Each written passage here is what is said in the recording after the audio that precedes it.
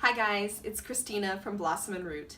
Today's reader Q&A comes from a reader who wants to know what she should do if she has multiple young learners that are close in age. This is probably the second most common question that I get in emails from different readers who are trying to decide which volumes of early years to use, or if they have a kindergartner and an early years learner, how best to combine those resources. So there are several different answers, and it's going to depend on how close your kids are in age, but also how close they are in their academic ability.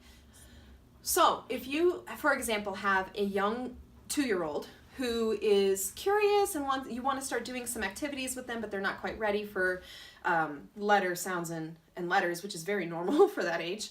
And then you have a 5-year-old who's really anxious to start reading. They've perhaps already done volume 2 or the equivalent, and they're ready to start the kindergarten program. You might choose to do volume 1 of our early years with your youngest and kindergarten with your oldest.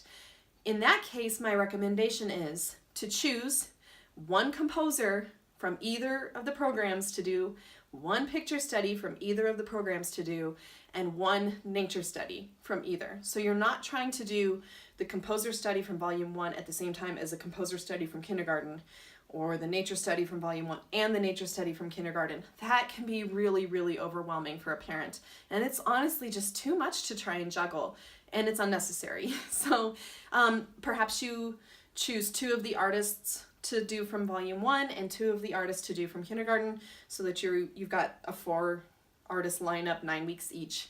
That's kind of a mishmash of the 2 instead of doing all 4 from both programs. That's just my biggest recommendation when you're combining 2 different Blossom and Root programs, is choose one program's nature study, one program's picture study, and one program's composer study. That's going to eliminate a lot of stress right there off the bat. Now, if you, for example, have maybe an older 4-year-old or a young 5-year-old who's ready for volume 2, and then you have maybe a 2-year-old or a 3-year-old who's not really ready for volume 2 yet, it might make more sense for you to just do volume 2 with both children, but adapt down for the younger learner, instead of trying to do volume 1 and volume 2 at the same time with both.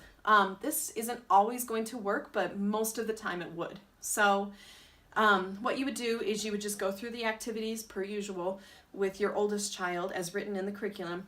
But when you're doing activities, keep in mind that your younger child doesn't need to do all the same things that your older child is doing. So don't pressure them to complete any of the letter sounds activities or the letter writing activities that the older child is doing. If they're just not interested, they can sit there if they like to, they can participate if they like to, but don't pressure them at all.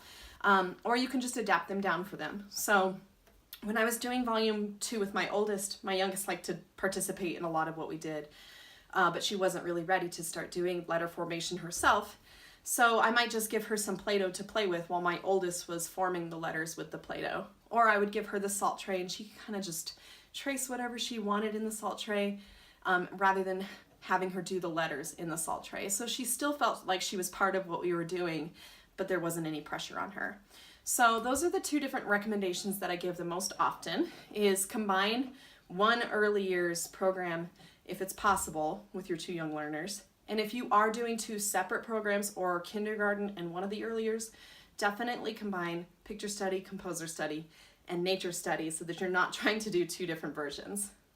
If you have a question that you'd like me to answer in one of my videos, please feel free to reach out to me at Christina@blossomandroot.com, and I'd be happy to help you out. Thank you and have a great day.